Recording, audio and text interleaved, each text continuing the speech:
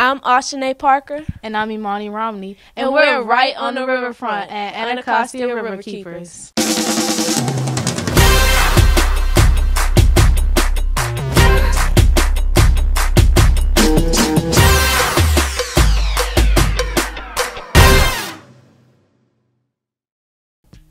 We're here with Emily Franc. Can you tell us about yourself? Sure. My name is Emily Franc. I am the riverkeeper for the Anacostia Riverkeeper.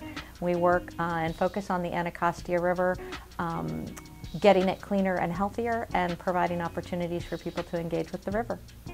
So my first question was, could you tell me a brief history about the Anacostia Riverkeepers? Sure.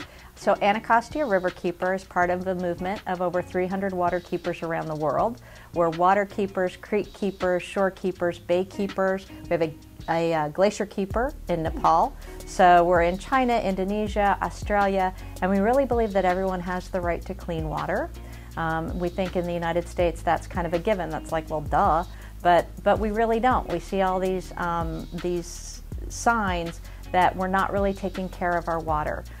We don't have the clean drinking water that we need. The fish don't have the clean water that they need, and then we eat those fish. We expect those fish to be healthy, but we're not giving them a good environment to live in. So Anacostia Riverkeeper has been on the river for about 10 years now. We advocate for the right to clean, swimmable, fishable water. We do that by really, the primary focus is holding polluters accountable. So we test the water quality, we look for signs of pollution like trash, and then we help legislators implement laws that will help to reduce the amount of pollutants and trash we have in our river. And if somebody pollutes, then we go after them. How did you develop the mission statement? That's a really good question. Mission statements are always really hard. The really cool thing is being part of a waterkeeper movement, that mission statement was kind of already decided. But the really clear directive for me is very simple. If it's good for the water, I do it, and if it's bad for the water, I fight it. So that's really our mission. Well, so far within 10 years, what are your greatest achievements? Oh gosh, in the last 10 years, I think really our greatest achievements is getting us closer to being a swimmable river. One of the biggest problems on the Anacostia River, do you know that it's actually been a ban on swimming on the Anacostia River since about the early 1820s. So it hasn't even just been recent industry that's prevented us from being able to swim in the river, but it's sewage pollution. So we worked with the government, with DC Water for many years to develop a long-term plan, which is part of the Clean Rivers Project. They have a great website on DC Water to find out about that, and so that actually comes online in March of this year, or I'm sorry, of 2018, and that means that 80% of the sewage and combined sewage and stormwater that's been coming into the Anacostia River will be captured and treated before it's discharged into our water bodies. So that means less bacteria in the river, and that really gets us closer to being swimmable. For students who want to get involved, how would they help? Get involved, yeah. Yes.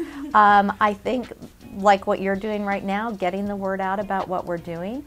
We have volunteer cleanups several times a year where we get people out onto the shoreline to pick up trash that's gotten into the rivers.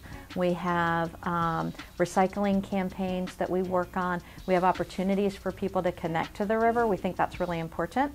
So we have a free Friday night fishing program in the summer, and then we give free educational boat tours through the 5-cent bag fee. So we joke around a little bit that that's your nickel tour. You know, if you buy a bag, you get a nickel tour. But we think, you know, that it's really, really important for people to connect to the river, to see how beautiful it's gotten. We have, you know, my family, for example, we're about 3 generations of living within the watershed. And my dad, okay, when I got this job 2 years ago, my dad was like, oh my God, can I say that word? He goes, oh my goodness.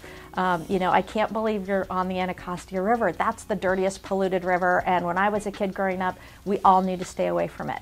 Like, everyone was discouraged from being around it, that the fish were sick, and there was trash floating everywhere, and it was really toxic and dirty and smelly. And I said, well, yeah, but we're changing that. And so this last summer, I got my dad out on the river, and he's like, oh my goodness, he goes, I can't believe how beautiful it's getting. So we're definitely seeing a change, and I think the more people we can get to come out and see the river and see how beautiful it can be and all the wildlife that's coming back to the area, that creates a sense of stewardship and pride in our river, and when we have that pride in something, we want to take care of it.